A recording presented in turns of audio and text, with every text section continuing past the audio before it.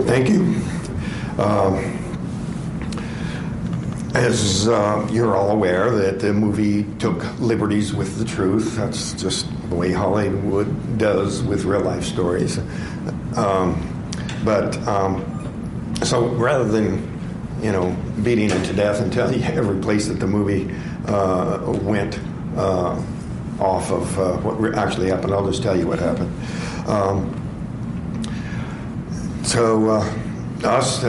November 5th, 1975 was just an ordinary work day. We'd been putting in some long days, and this was just going to be another one. We worked pretty late that night. The sun had already gone down, and we were leaving the area. It was already starting to get dark, and in the movie, it gives the impression we'd been driving for some time and people were getting sleepy, but actually we just barely finished some very vigorous physical work, so we were in a pretty alert, worked up sort of state of mind, a lot of little conversations going on amongst the crew, about various things, and driving down through there, and a lot of people think of Arizona as a land of cactus and desert, but the upper third of the state has the largest ponderosa pine forest in the world. And so we were working there on the Mogollon Rim, about 7,000 feet right there, the highest point for miles around. Over there by Flagstaff is the highest point in the state of Arizona, the mountain there, snow bowl, ski runs up there, and you can actually see the peaks from the site where the incident happened. But the Mogollon Rim area there has the second highest frequency of lightning strikes of any place in the continental United States. Number one being the Everglades. But that figures into this story in a lot of ways. The name Fire in the Sky actually comes from an incident that happened once where we were, on our way to work, and there had been a lightning storm the night before, and there was a tree that had been hit, and it was on fire up high, and so we stopped and put the fire out. So that was one of the things that came to mind when we saw these glimmers of light coming through the trees. It wasn't, any kind of a real alarming sort of a situation at first. I'm not even sure who saw it first, or, as far as the glimmers of light. Just one by one, these little conversations going on amongst the crew fell silent, and they started looking in the same direction. It was just kind of an idle curiosity at first. It was deer hunting season, so we'd been hearing rifle shots in the distance during the day. So one of the first things that came to my mind was deer hunters camped up there on the ridge. But as we were driving south up towards the Rim Road to, connect back to the road back to Heber, the crest of the ridge was to our right, and the ground rose up, and I could tell that this light was coming from higher than where ground level would be. So the idea of a crashed plane hanging up in the tree, various explanations different crewmen thought of, the plane crash idea, that maybe the sunset, maybe the moon shining through the trees. But, John said he looked off in the other direction. He could see the moon in the other direction. It was actually too late for it to be any kind of sunset. So pretty soon, we started focusing on that. And I said, Mike, hurry up and get up there where we can see what it is. Because I could see up the road that there was a break in the trees, and there was sort of a glow shining across the road ahead.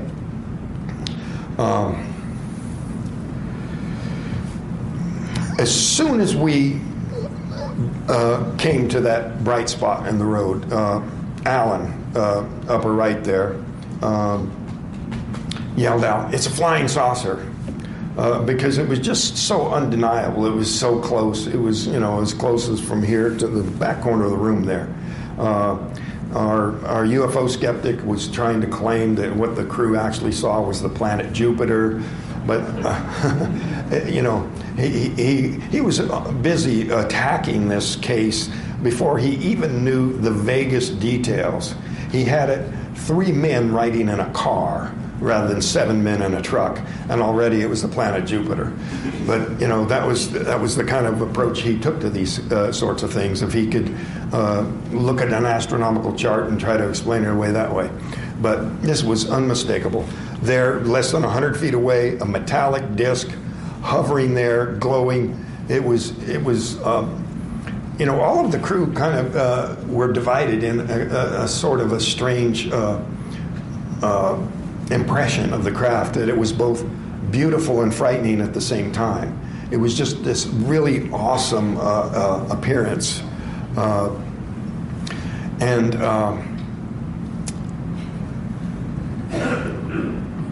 It was perfect. It was glowing. It was like smooth as glass. As soon as Mike stopped the truck, I threw open the door and started towards it. But it wasn't like I was going to try to run up to it. I was just thinking it was going to take off before I got very far.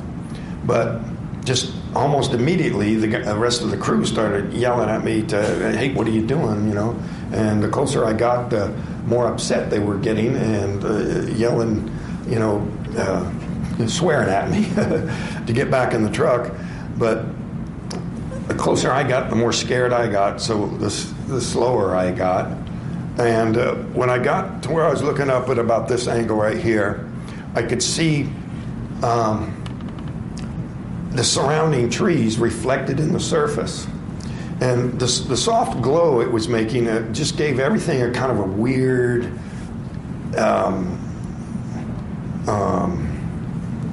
sort of a feeling, an ethereal sort of a feeling in the whole clearing. And if you've ever watched television with a window where the window is being reflected in the surface of the TV, so you can see the reflection on the screen at the same time you can see the picture that's there. It was kind of like that, so you could see the reflection of these surrounding trees at the same time, this smooth glass-like surface. And the sound it was making was, it's really indescribable. I gave a talk in Rapid City to a group of engineering students, and they were keenly interested in the sound because they figured that was an opportunity to, deduct what might power these things, what might propel it. But it was a really low tone that it was so low it was off the range of human hearing. A sound that you felt as much as heard.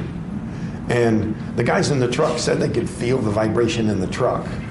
And the same thing with the high end, a high alternating frequency that too was kind of off the range of human hearing on the high end and the low end.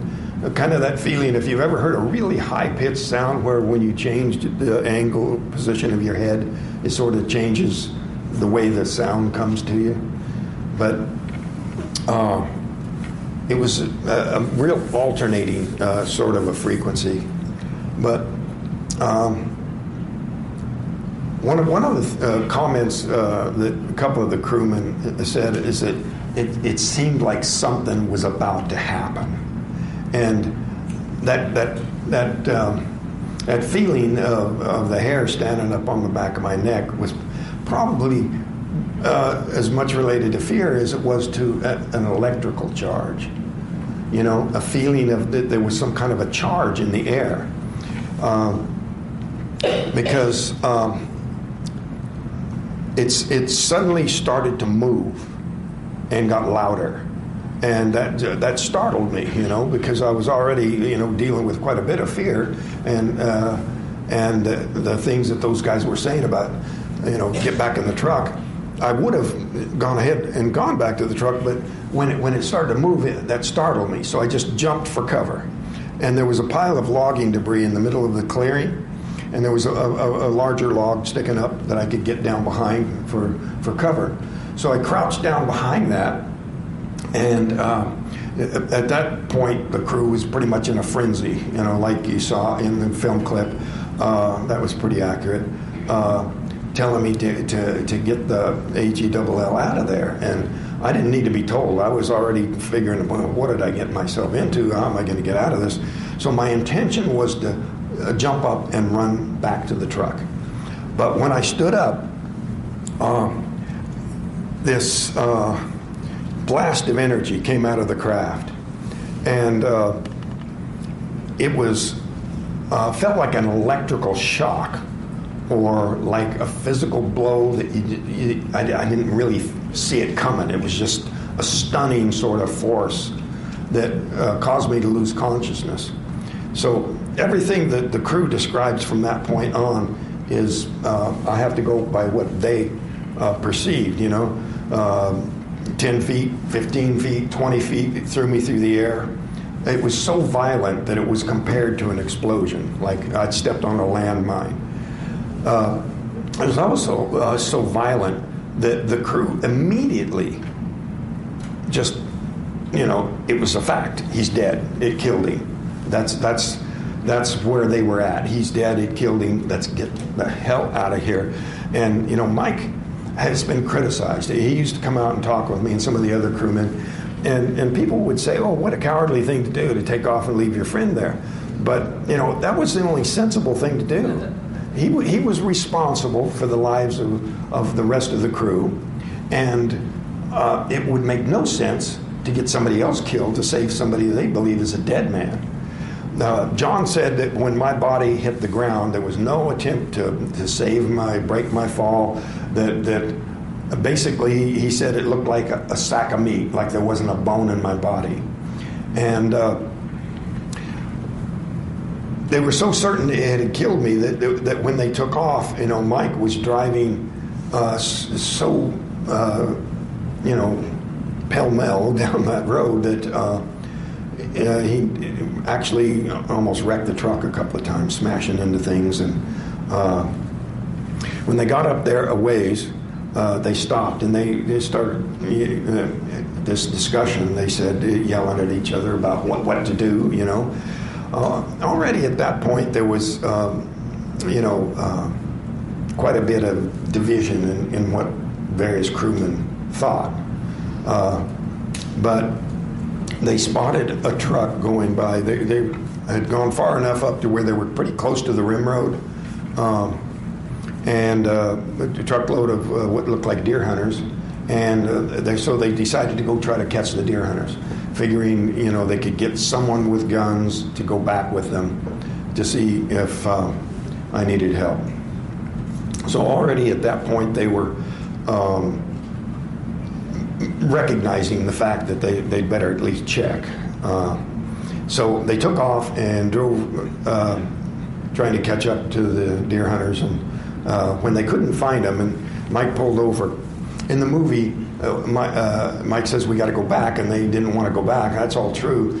But when Mike said, look, anybody who doesn't want to go can wait for us here, and the rest of us will go back and see if Travis needs help. Well, in the movie, they had everybody getting out and waiting for Mike to go back by himself. Now, in real life, nobody volunteered to get out and wait alone in the dark. They all opted to stay together in the safety of the truck, relative safety, I guess. When they approached the area, they said they were arguing about whether I was even in one piece. And Kenny, he said that because they saw it leave, that he was less worried about it coming back than how horrible it was going to be to see my body. They were wondering, was it going to be all charred? Steve had the theory that it had disintegrated me, that I wasn't even in one piece. So that was their main concern. Now, as they approached the area, in the movie there was some discussion about did they find the exact spot or not, but when Mike took off, he spun the tire, so he dug a rut in the road when he took off. So he did find the spot where it had been, he said, and he could see my tracks where I got out of the road, out of the truck, and went up the side of the road there into the clearing. And they said they got out and made a search. They said they were calling for me, and they could not find my body there where it had fallen in the clearing. And they said they were all huddled around one little flashlight and sticking as close together as possible. But at one point, Mike broke down and fell to his knees and was crying, according to Kenny, who helped him up and sort of, took charge for a couple of minutes there. And so they decided to go back and to town and report it to someone, get some help, some kind. On the way back, they argued about whether to report it to the authorities or to, just get somebody else. Alan said, let's not involve the police until, let's go get some friends with guns, and then if we can't find them, then we can report it. But some of the others said that they said, well, look, if Travis is never found, how's it going to look if we don't report this right away? So when they got back to town, they found a phone and called the local deputy, came down, and he reported it to the sheriff, and the sheriff came down with his second in command. So we had these three law enforcement officers here, and the men are saying, well, we thought he might have been killed. And so that immediately provoked a lot of suspicion on the part of the law enforcement people, because they could see that these guys were severely traumatized. Some of these guys were still crying, Steve got really upset with me for talking about the fact that he was crying, but there's nothing to be ashamed of there. It's not the measure of how tough this logging crew was. Mike cried too. He's not ashamed to admit it. At some point, every one of us cried in the course of this experience. It's not a measure of how much of a man you are. It's a measure of the power of the experience that we went through. So, but the law enforcement people interpreted this as suspicious. What's really going on here? Now, it would not seem very sensible that if somebody was covering up for a murder, if there had been a fight and was killed, that would probably not be the best cover story, don't you think?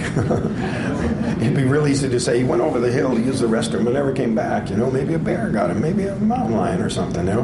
But to claim that they saw this event right in front of their eyes, provoked a lot of suspicion, and they were being accused of everything under the sun. John said that in the ensuing days he'd hear people driving past and yell out, "Hey, where'd you hide the body?" And a lot of talk like that. So, unlike in the movie, they did go out and make some search that night, and then with half the crew going in to report why they hadn't come home from work. And so the really massive manhunt began the next morning. Search and rescue teams, volunteers, all kinds of men on horseback, four-wheel drives, and on foot. They had a search system where they spaced people uniformly out through the woods in a long line of people that each within visual contact of the next person, and they gridded it out and made a crisscross pattern, searching for everything, tracks. And these are outdoorsmen. These are people who, know what to look for. So in the process of searching, they would, just pick up whatever trash they found out there and bring it all back, for examination and whatnot. But nothing was panning out, and the accusations were growing in intensity. My brothers wound up on the scene, and my oldest brother was pretty suspicious of the crew and had some rather violent confrontations with some of the crewmen. And some of the searchers, confronted the crew in that way. And this one Forest Service guy walks up to Dwayne Smith, one of the guys on the crew, grabbed him by the shirt front and jerked him up close and said, "Where'd you hide the body?" And so at that point, they were just saying, "Look, we are telling the truth. This really happened. We'll take any kind of test you want. Give us sodium pentothal, give us lie detector tests, whatever." So, there wasn't any time that the crewmen that were helping with the search didn't have a lawman with them, because sheriff made certain that each of them were accompanied by an officer, and they said that they were continually being pushed with the idea, come on, if your buddy over there, if Alan killed Travis, if you cover up for it, you're gonna be in just as much trouble as he is. So tell us what really happened. And so they continually pushed at this. And so when they volunteered to take a test, they brought in the state police lie detector expert, Cy Gilson, who was in the film there. And he was a skilled interrogator with the state police, Department of Public Safety, for a number of years before he became a lie detector expert. And so he was the most qualified person in the state, probably anywhere in the States. And as the search widened, they included aircraft, helicopters, airplanes.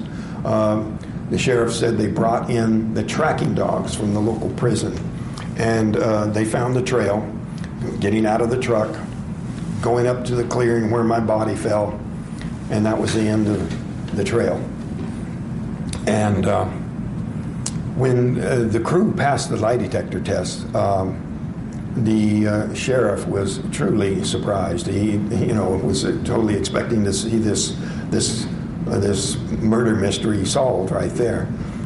Even the polygraph man expected that the youngest guy, Steve, he seemed to be one of the most upset that he would crack first. So he was chosen to be the first one tested. But at the time that the crew had passed 6 tests with Cy Gilson, the president of the American Polygraph Association said that, sure, one test is never 100%. There's something in the 90-some percentile for any single test. But when you have 6 people passing tests on the same issue, the odds are over 1,000,000 to 1 of there being any kind of an error in the testing. And that was then. Now there's been 16 past tests in connection with this incident. Repeated tests on me and the crew and my family. And I passed 5 separate tests from 3 different examiners, all of whom were law enforcement experienced interrogators. And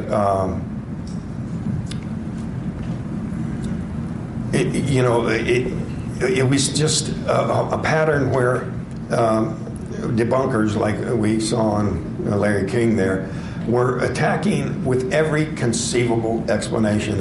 And he didn't limit himself to just one. It was all of them. Were they hallucinating on drugs? Were they becoming insane? Was this a lie? Was it psychotic delusion? All of these sorts of things were being thrown at us. And so it, at first, was just a matter of defending ourselves against all these accusations.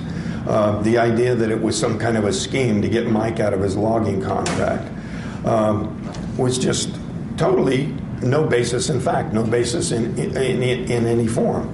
The contracting officers, in discussing the disposition of the contract, said the UFO incident was never even brought up.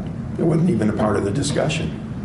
And they signed affidavits saying that there is no way under contract law that an incident such as this, the theory was this was supposed to fall under act of God clause, There's no way such an event could benefit Mike in any way, and wasn't applied for, wasn't mentioned in any way, shape, form, or fashion.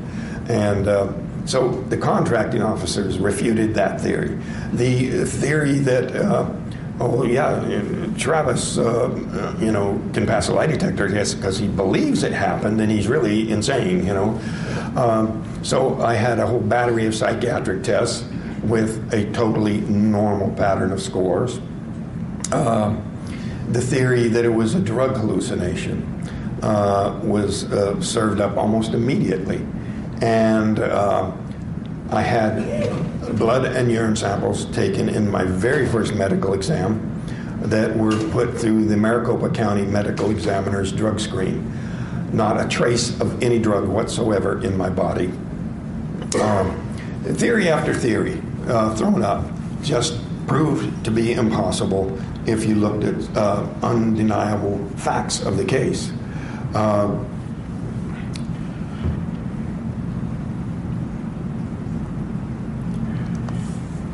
One person that wanted to gain their 15 seconds of fame came on the internet and said that he was the sheriff's nephew and that he knew the inside story, and that and then he spewed out this whole story about how it supposedly happened.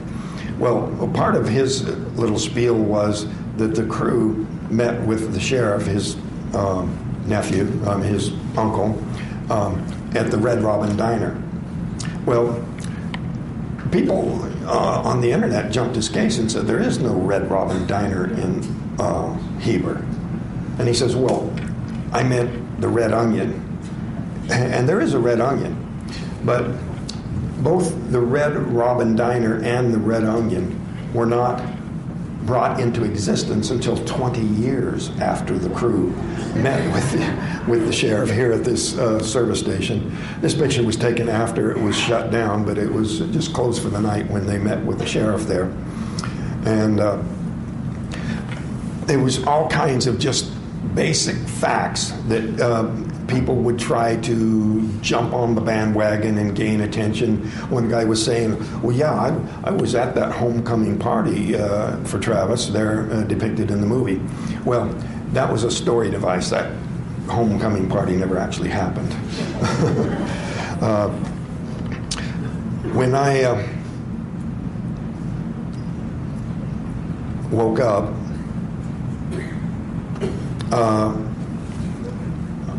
I came to rather slowly, and my vision was extremely blurry, so I just closed my eyes again. I felt a dizziness, a vertigo, and I didn't know where I was. I was feeling a tremendous amount of pain. Something was really wrong. And I didn't remember approaching the craft at first, but then I remembered getting ready to run away. And I thought, well, I must have been hurt in some way in running away from it. And so maybe the crew took me to the hospital. I'm thinking that I'm in a hospital. I knew I was on raised surface of some kind because the ceiling was so close and there was a light directly above me. I could hear the sounds of movement around me. I actually had double vision. The light fixture would, it was kind of like two separate visions, not being able to even coordinate my eyes. And it was kind of a fearful feeling right then, just not even before I knew where I was. But when my vision finally cleared and I saw these creatures standing over me, then I knew where I was. And it was with a horrible sinking feeling, a feeling of being trapped. And my immediate reaction, just seeing them, their face so close, dispelled the notion that these were doctors. With a blurry sort of a focus, you could think that maybe there was a surgical cap and mask, with an open, darker area in between. But it was these huge eyes. And as weak as I was, it seemed like it took a huge effort to move, you know. So I took a swing at the one that was closest to me and made contact with it. And it fell back much easier than I expected. It was lighter and softer than I thought it would be. But almost in the same motion, I was rolling away from it. And this thing they had laying on my chest fell off. I didn't really pay that much attention to it because I was just riveted on them. You know, that was, to me, the biggest threat. And this pain that I was feeling, I associated with these beings. And I backed away from them, and they seemed to be coming after me. They were coming around the table. I backed up, and I bumped up against a shelf, or kind of like a bench, a low thing on the hit the back of my leg, and I just looked real quick to see what I'd run into, and there was some tools or instruments of some kind laid out there, and I just grabbed the biggest thing I could find. And you know, this painting here is cropped off a little bit, or you could see that what I'm holding in my arm, in my hand there, is a clear glass or plastic cylinder, a tube or rod of some kind, that I was just swinging through the air while I'm screaming threats at them to stay away from me. Now, they weren't actually close enough to hit with this thing, but I was making sure that they wouldn't come any closer, you know, making the most threatening motions that I could. At one point, I tried to break the point of this thing off, but it didn't break, so I just kept swinging at them and screaming. And I was thinking of fighting my way past them, some way, you know, what actual techniques I would use to fight my way past them, because I could see that the only way out of this room was behind them, this doorway. And it was so dimly lit, so cramped, it was claustrophobic. But more than that was the feeling of suffocation. In the film, Fire in the Sky, there's a scene where the actor is struggling to scream through this membrane over his face, struggling to breathe through it. And although there was no membrane, I think that particular scene does a better job of communicating to the audience the source of my extreme panic. I think, you know, all the other factors involved, the feeling trapped, the dim light, these strange creatures, the feeling that I was mortally wounded, that there was something really wrong inside, all that came together. But that feeling of suffocation was paramount in the whole thing that set off this uncontrollable fear. You know, because there are people who have acted like, well, I wouldn't act like that.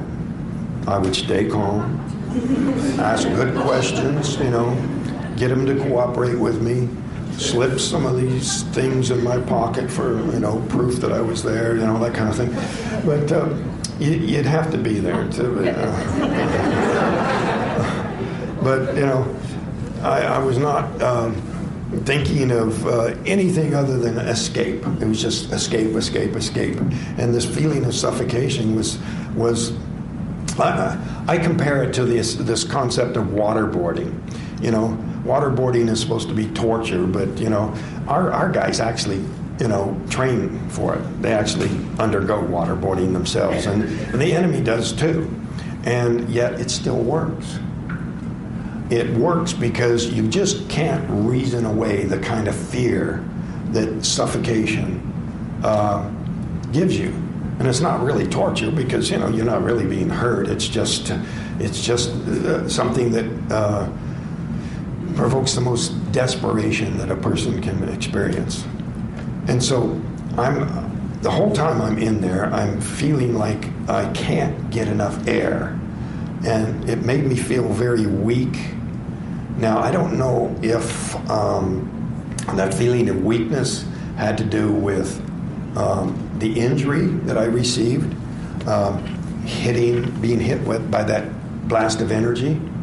It could have actually impaired lung function or even the neurological circuits involved in breathing. It could be that perhaps gravity was a little heavier in there, and I felt heavy because it was heavy. Or it could be that the atmosphere in there wasn't, correct for humans. You would think that any creature that has such large eyes would come from a place with a very thick atmosphere, which might imply heavier gravity, or at least diminished light reaching the surface. For whatever reason, this added to my level of fear and this feeling that something was really wrong inside. So when they suddenly left, here I was plotting my way, how I would find my way past them. They went out and went to the right, so I went to the left, just thinking, find a way out any way I can. Now,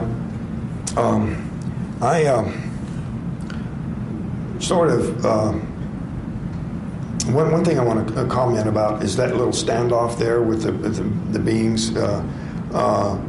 I found that really excruciating. The stare that they had was unbearable. There was some blinking to it, but a stare is something that humans normally interpret as hostile. If somebody walks up to you and they just look at you and they don't blink and they're just, expressionless, we interpret that as threatening. But it's not necessarily so. And their lack of expression could be due to the fact that they don't need expression. If they're telepathic, what do they need with expression? They've got a perfect picture without any sort of verbal or visual cues in communicating with each other. But the feeling that stare gave me this squirmy feeling in my head that I found very, very uncomfortable, and it was the subject of my nightmares for some time after the incident happened, and it was like nightly. And I had a medical doctor at one of my talks that said, well, if they are telepathic, the eye sockets, are the largest opening in the front of the skull. And so it might be that the stare is a part of their effort to control telepathically. And, even amongst humans, people who, are hypnotic and that sort of thing, there seems to be a connection in that regard. But, so after I was returned, one of the medical tests, and there was a whole battery of tests, one of them was an EEG, brainwave scan. And because of the intense media attention and the big frenzy that was going on, I mean,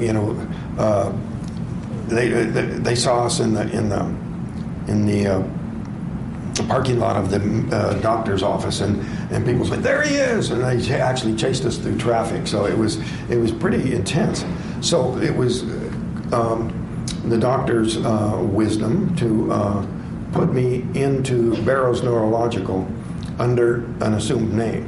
So he did not know who I was in making this brainwave scan, and that turns out to be add extra validity to whatever results he found, because he found this unusual wave pattern that he put into the report.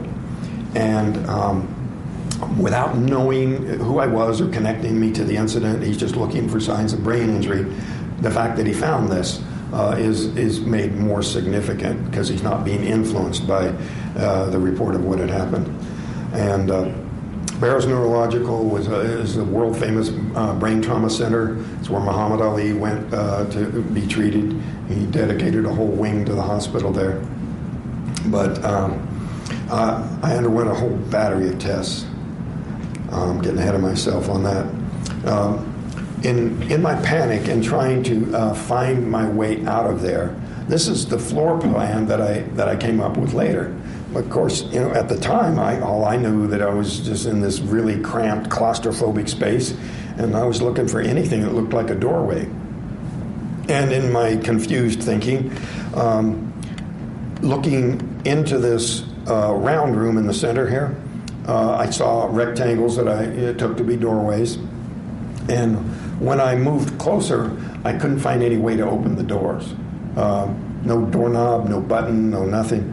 But if you moved next to the wall, you saw a wall.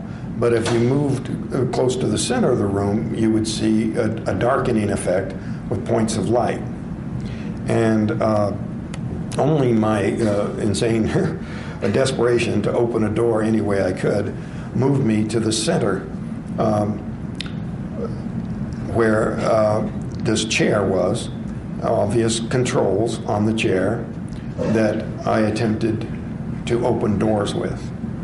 I pushed buttons, moved lever, and none of that seemed to do anything. Most of them seemed to do nothing, but nothing opened any doors.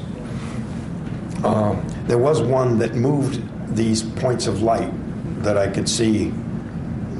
They were either projected on the dark surface of the floor and the ceiling and the walls, or a way of actually seeing through that surface. Whatever it seemed to be some sort of either a map or a view of where it was. I wasn't putting it together at that point and thinking that it was a picture of where it was, because I was in the back of my mind thinking, well, if I can just open a doorway, I can drop 15 feet to the ground, be back in the clearing, run back to the truck, Although, afterwards, the idea that would be very likely was unlikely. All this button pushing may have had something to do with this guy coming in, which I took to be just somebody from Earth, some Earth agency, maybe Air Force, there to rescue me from these creatures. And so it was quite a bit of relief that with which I saw this guy. I ran up to him and I started babbling, just yelling, questions, He didn't seem the least bit inclined to answer me, but I wasn't too alarmed by that because of the helmet he was wearing. I thought maybe he can't hear me with that thing on, or can't speak clearly with it on. So when he took me by the arm to take me out of there, I was only too happy to go. Now, we went on down the passageway, very dimly lit, very cramped. He's just, dragging me along, moving me faster than I felt capable of, and through what I think was an airlock, because it was just this little short passageway that one door closed and the other one opened in sequence. And so when we came out onto the ramp, it was much brighter outside. It was painful, so much brighter. I didn't realize just how dimly lit the interior of that craft was. And it was kind of scary to try to descend this ramp because it was so steep. But he was pulling me along. He seemed to be in quite a bit of a hurry. And so I was having to really concentrate just to keep from falling. So I got the impression of other disc-shaped craft in this room, and I was having to pay quite a bit of attention just to keep from falling down. I was very anxious about where he was taking me. It was a huge hangar-like building. It was either a building or part of a larger craft. The room was shaped like a quarter of a cylinder. The wall behind us curved up to form the ceiling and hit a vertical surface. And in that vertical surface were doors that he took me through down a hallway. And he took me in there and put me in this chair and then left the room. But there were some other people in there who were dressed in a similar way to him, these blue coveralls. But they weren't wearing any helmet on the head. So I thought, well, they can answer my questions, you know, and I was extremely anxious about what had just happened to me, where I was being taken. And so I just, you know, let fly with a torrent of questions. And they didn't answer me. It was a relief to be around, you know, beings that looked like me, you know, but the idea that they were human was starting to fade a bit because of something odd about the eyes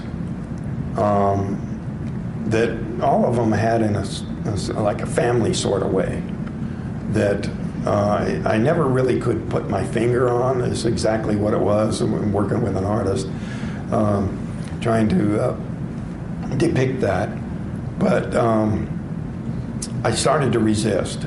You know, started to have serious misgivings about, was this a rescue at all? And they were trying to move me over to this table and get me to lay down on it. And I thought that was pretty alarming. You know, that's being subjected to something, you know. I didn't realize at the time that was probably, you know, in my best interest because, you know, like I said, I still felt mortally wounded. You know, something was terribly wrong inside. And maybe that was the sense of urgency that I was picking up on. But at that point, I didn't, you know, really get that. I was fighting, but they were stronger than I. I was in a weakened condition, and I was outnumbered. And so they got me down on the table there, and the woman put a mask over my face, some kind of anesthetic, obviously. Didn't have a hose hooked to it, but it didn't take very long to knock me out. I really put on quite a struggle trying to keep them from getting me down there, and I was actually able to get one arm free and get my finger under the edge of that mask, but before I could pull it away, I just blacked out. So it wasn't painful, but the next thing I knew, I was lying face down on a paved surface. It was cold, and I came to pretty quickly. Even though it was night, the recentness of the fear that I was recalling it seemed like a relief, you know, to be in familiar surroundings. You know, the woods even at night is better than that trapped feeling that I had experienced. And my head was on my arm. I could feel cold air flowing into my clothing. So I hadn't been there too long. But there was a light above, and I just looked to see where the light was coming from. And before I could turn my eyes completely in that direction, the light went out. So I never did know whether that was a hatch closing or just a light being turned off. But I saw this silvery, smooth, curved surface there, hovering above the highway, surroundings reflecting from it, very mirror-like surface. And it was silent, and there may have been some warmth involved there, you know, coming from it. But it was just there for a second before it shot up into the sky. And I remember even you know, in the state I was in, the relief, the feeling of you know, regaining my freedom. I was still amazed at how quickly it left without making a whooshing sound, you know, like it was so silent. But it moved enough air that this one tree that was right there next to the highway sort of wafted in the wash from the craft moving past it. But the woods are a more familiar surrounding than the interior of some alien craft, and so looking around, I saw the lights of the town down below. It was a sight that I'd seen many times before, so I recognized this as the town nearest where this incident had happened. I ran towards the lights, down into the town.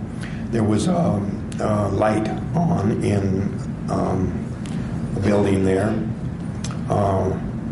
There was steam or smoke coming out of the chimney. So I went up to the door and was pounding on it. I was still in quite a panic and was yelling. Nobody came.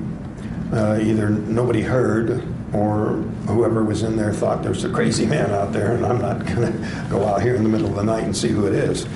So I went on down farther across the second bridge into Heber, and I found the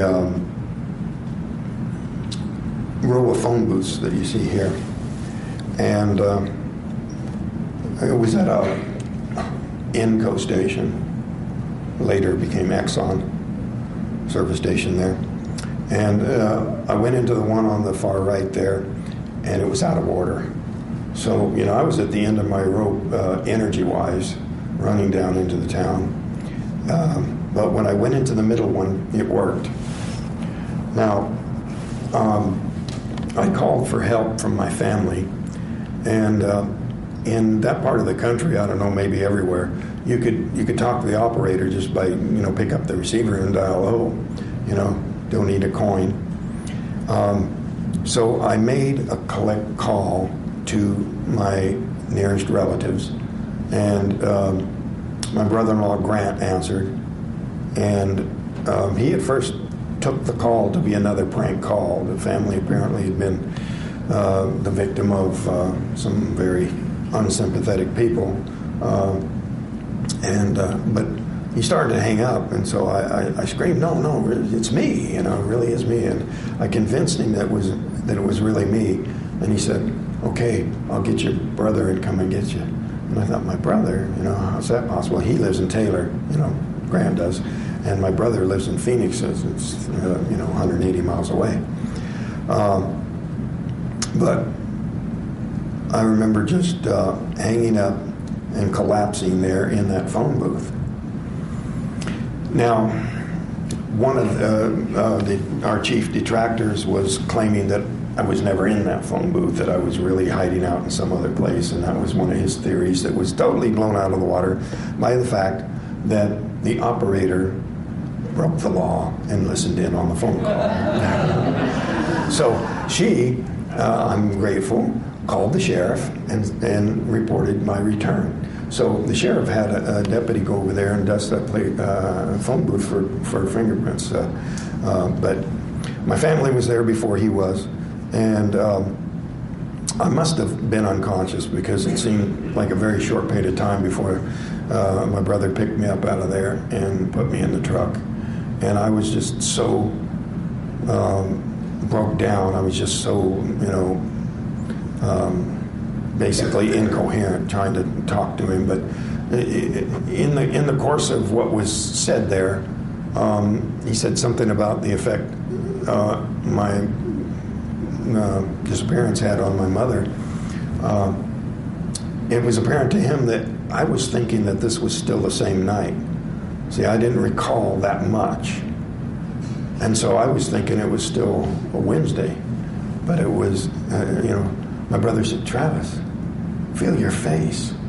And I felt, and I had a 5-day growth of beard. And then I looked at my watch and the date had changed. And that just hit me extra hard for some reason. And even though I was trying to relate to him what had happened, it was all coming out all broken, and I was pretty incoherent. But he could see that I was in no shape to be subjected to what the family had been subjected to. Reporters and lawmen, not, giving a hoot about privacy or anybody's feelings or anything. My mother, raised 6 kids all by herself, and, she had become a strong person on the outside, but all the family members who knew anything about her, knew that she was going through an extremely difficult time. But the fact that she wasn't, wailing and screaming the whole time was supposed to be that she was in on some kind of a concocted story. But she actually had to be sedated in the course of this whole terrible episode. Just a little aside about that phone call. I was doing an interview with a radio host in the Great Lakes area, and he pointed out that at the time I was making that call to my family, that the wreck of the Edmund Fitzgerald was occurring. And he said that the jets were actually scrambled in connection with that shipwreck, and much was being made of the fact that no crew had been found. Also, the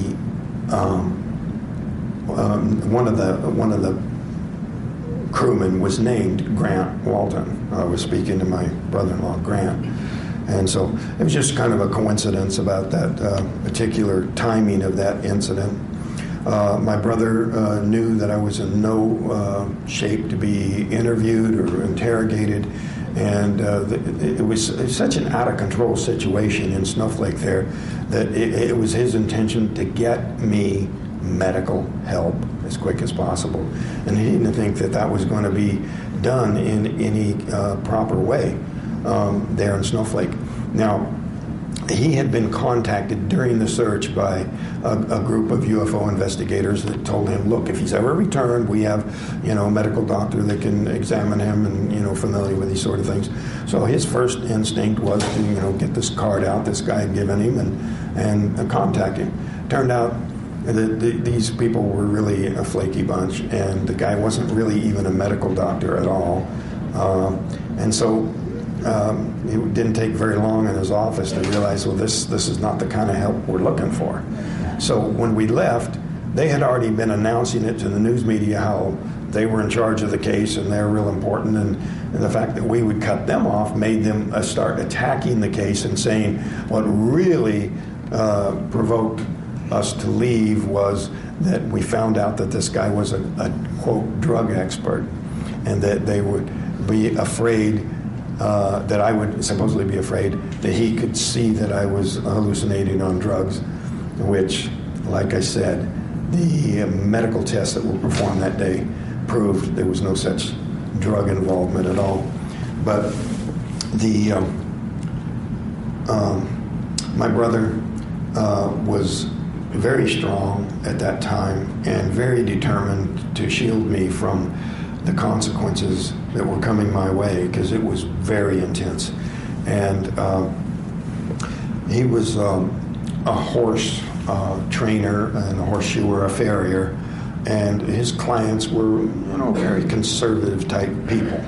And they didn't take too kindly to what was happening when he would be in the news media talking about aliens, UFOs, come on, give me a break, So he wound up losing a lot of business over that, permanent loss of customers, and just the time that he was devoting to protecting me and taking me to these various medical appointments. We wound up getting hooked up with the Aerial Phenomena Research Organization. I was headed by L.J. Lorenzen, pictured here. And they had real medical doctors in their Phoenix membership who actually made house calls. And they actually came, Dr. Saltz and Dr. Kandel, and checked me out at my brother's house initially, and then in the office later, and then commissioned some of these other tests, the EKG, EEG, upper body x-rays, whole battery of medical tests. Everything supporting what had happened, nothing undercutting what had happened. But APRO had in their membership Dr. James Harder, University of California at Berkeley. He was the one who performed the hypnosis on me. The psychiatric tests, there was a whole battery of those performed by APRO members and then reviewed by Dr. Leo Sprinkle, who was a psychologist, and he was the director of counseling and testing at the University of Wyoming. And The hypnosis that was performed was done with quite a number of people who were present. There was a number of psychiatrists, and it was all done very properly. It was contrary to the skeptics' theory that these memories were planted in my mind or was suggested by the hypnotist. Nothing came out there that wasn't offered by me, as what I was experiencing in this hypnotic regression. And that was quite an achievement. The hypnosis itself, Dr. Harder had the ability to make me relax, and of course that's what's required to get into a trance. But it was a profound shift for me, because up until that point I was so traumatized that I had not told the whole story to the sheriff or to my brother. I couldn't hardly finish a sentence until that point when Dr. Harder performed this hypnosis. And there was quite a number of observers who, testified that it was all done properly. Dr. J. Allen Hynek, there on the right, was in charge of Project Blue Book for the Air Force.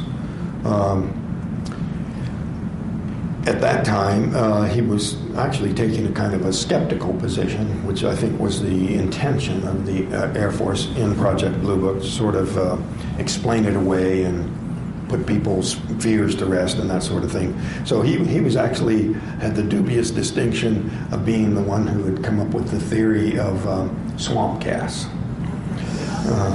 But he was later persuaded by the evidence and became very interested in the subject, and founded this Center for UFO Studies there in Evanston, Illinois.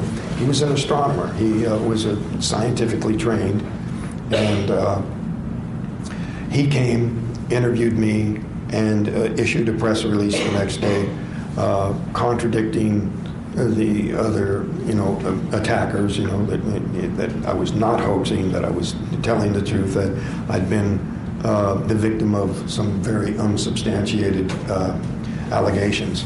Allegations coming from this Philip Klass guy. And after Philip Klass passed away, I came into possession of his FBI file through the Freedom of Information Act. And this particular memo right here is written by J. Edgar Hoover himself, who was the director of the FBI at that time. And the subject of this discussion is Philip Klass.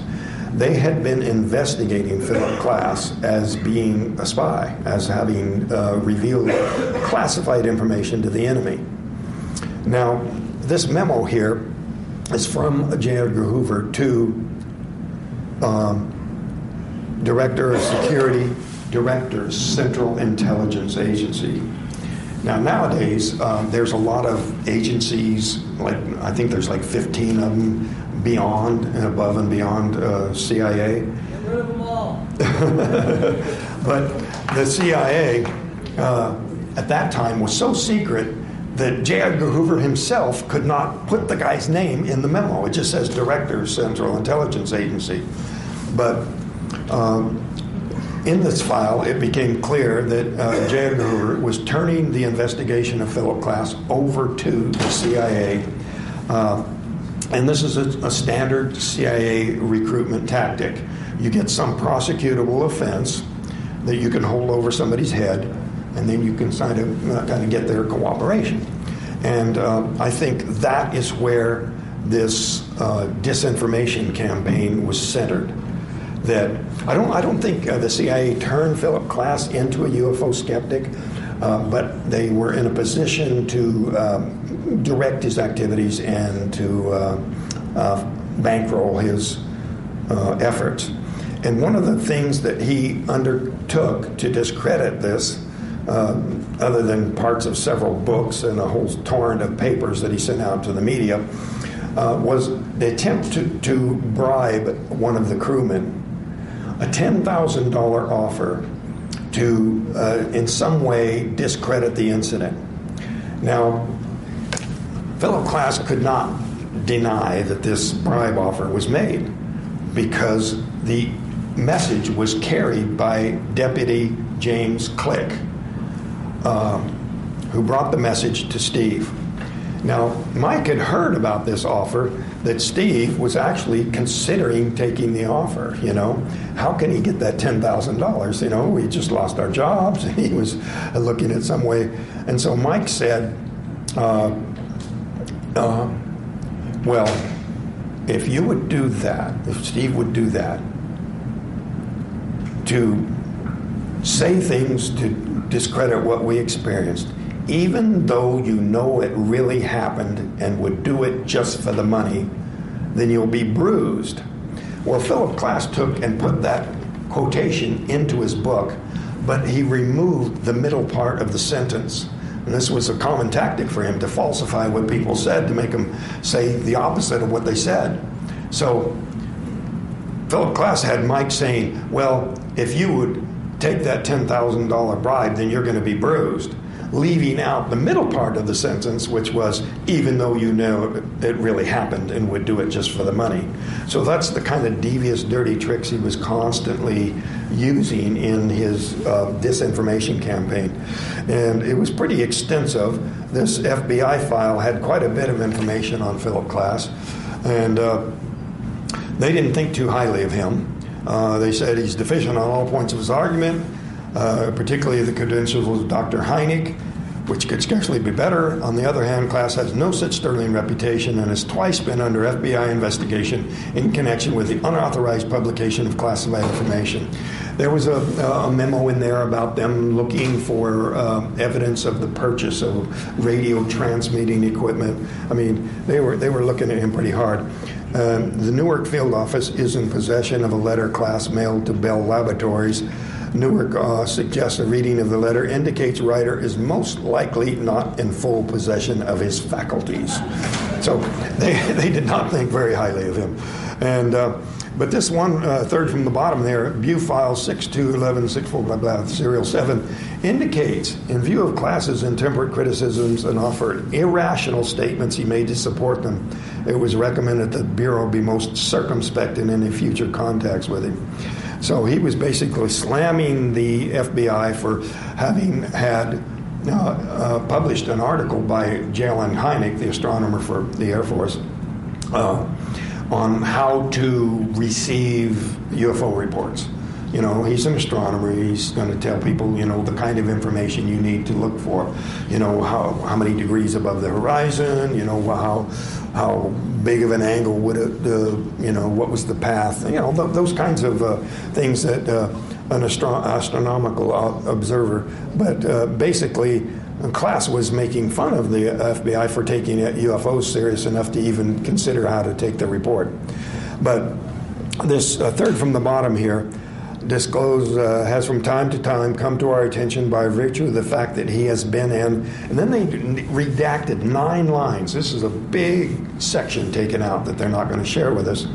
And then the rest of the sentence is, this Bureau, blah, blah, and not to be of assistance to his government. And that's the smoking gun concerning getting his cooperation in being the anti-UFO spokesman. And the last 2 things, quotations from the file, refer to not prosecuting him, just getting his cooperation. 10 minutes, Jeff. Okay, so because we're running low on time, I want to hurry up and get through this stuff about the tree growth.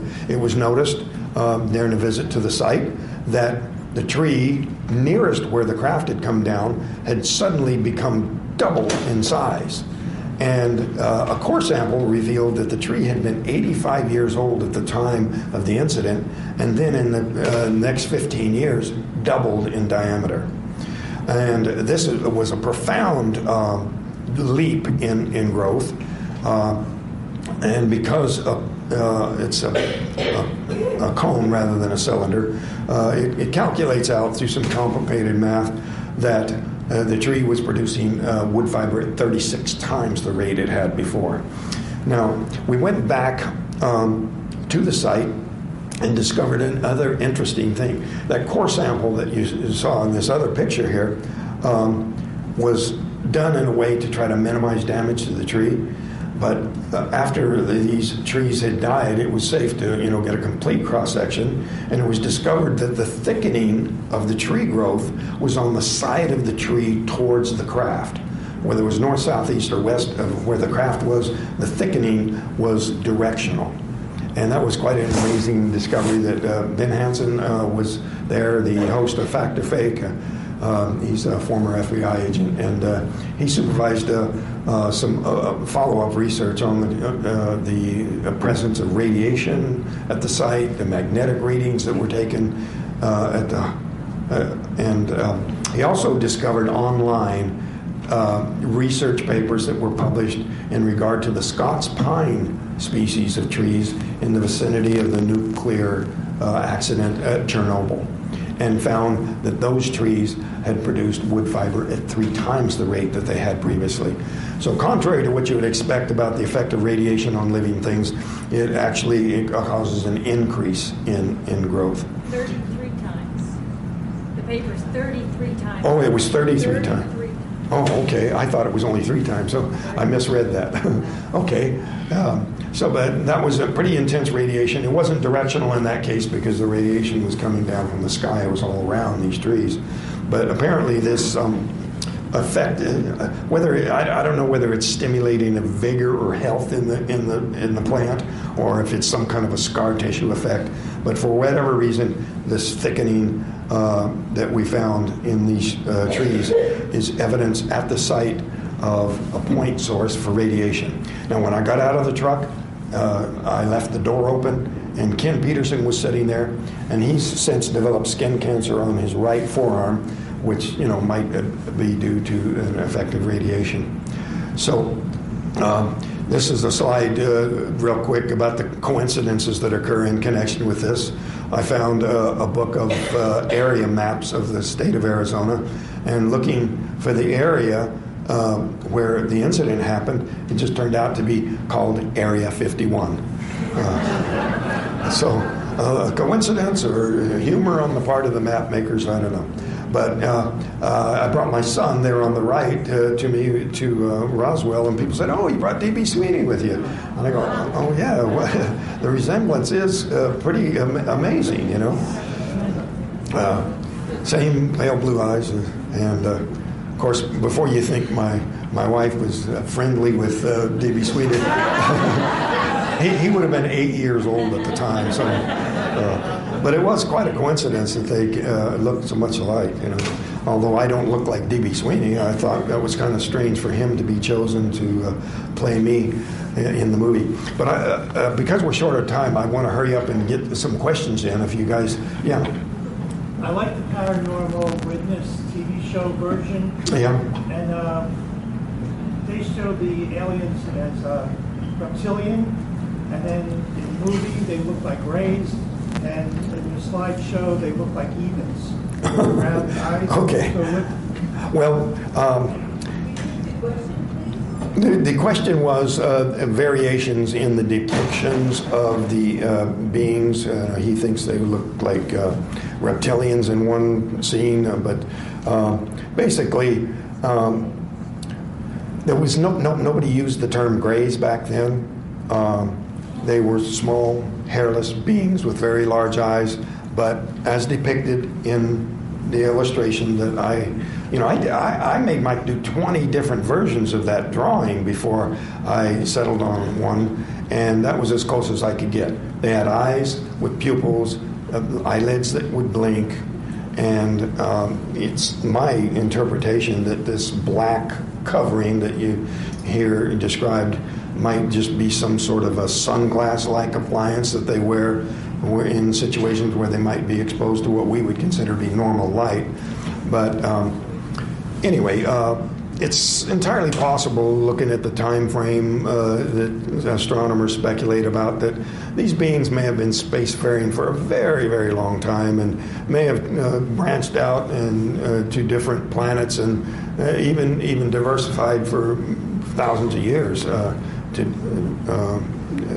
So what's called grays might actually be similar species. Go ahead. Okay, about 10 years ago, a video came out by Ivan, who was one of our Russian allies, and it's real video of what living old Hal calls an earther species.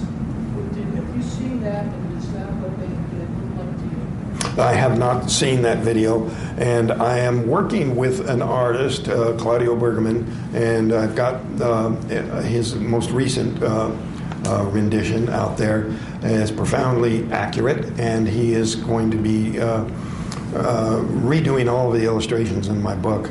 And he's an amazing artist. He's normally, doing jacket covers for rock bands.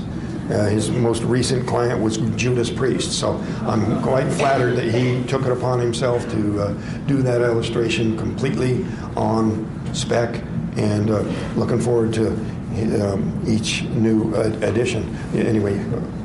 Travis, thanks for sharing that story first. Second, when the craft took you, you got a good look at it under the bottom side of it. When it left you off, did it look the same way? No, I think it was a different craft. I think that it's possible that the human-looking ones were the occupants or the pilots of the other type of craft. But, that's just an assumption on my part. If we go out here and stand by the road and you see 10 cars go by, most likely you're not going to see one that resembles the next one. And they could have variations in their design for some other reason. A question away in the back there. Are you being followed up by the aliens? Have I had further contact with aliens? I was just wondering, what do you think they did to you? What's the answer? Wait, you didn't answer the last one. I'll answer that question. Follow up. I'll discuss incidents relative to things that I can document. Things that are witnessed, things that I can point you to the source to where you can verify it for yourself. So there is one incident where I had multiple witnesses citing one of those giant black triangles. And it was a very profound situation. I don't know for certain that is alien craft or secret military stuff, but it most definitely happened, and I have many, many witnesses. I was just wondering what you thought they did to you while you were there. And she asked what they were doing to me there, and I think, although initially I took it to be a UFO abduction, I accepted the term abduction, I now think that it would be more accurate to call it an ambulance call. That what happened was that I was somehow accidentally hit by this blast of energy, some kind of a side effect of the propulsion or something that discharged to ground through me and did a lot of damage. And that mainly the reason that they had to keep me so long was just to repair the damage. Yeah, can't just leave him there as galactic roadkill. Say. Once you started to get upset, they sent somebody who resembled more like you. Yeah, and I think that I agree that probably that I was going to be more reassured. I was going to be more cooperative. They were unable to control me telepathically because of neurological disturbance, the injury that I had, the brain injury. The human-like entities that you encountered in the hangar bay or whatever, do you get the feeling that they may have been like when you got scared of the original beings, that maybe they could have created a thought form in your mind, of a more... That's an open question. His theory is... Or does your gut say these were humans, or does your gut say these might have been our cousins from another place? Well, my initial impression about the human-looking ones was human rescuers. But in hindsight, especially seeing the three of them had this strange family resemblance that kind of separated them. Although, as an individual, one of them passing through here, you wouldn't, create that much interest. I really do think they were probably another species similar to humans. And I don't find that all that extraordinary. You know, I've done a lot of thinking about this. I've been 42 years thinking about it. And there are many species right here on this planet that resemble each other very closely, but are genetically completely unrelated. Similar forms, similar environments produce similar forms. That the environment determines the shape of the organism. And for example, anything that lives in the sea comes to look very fish-like. Big fins in the front, big one in the back, even whether it's a bird or a mammal or a reptile. I do not think along the lines of science fiction that the variety of beings, alien beings that are depicted are going to be as bizarre as sci-fi expects. I think people might be a little bit disappointed that alien life forms are probably going to look surprisingly Earth-like. You know, the chemistry of life is the same everywhere in the universe. You know, some chemists have come up with wild scenarios where they substitute silicon for carbon or something like that. But basically, the most likely circumstance is all the obvious candidates.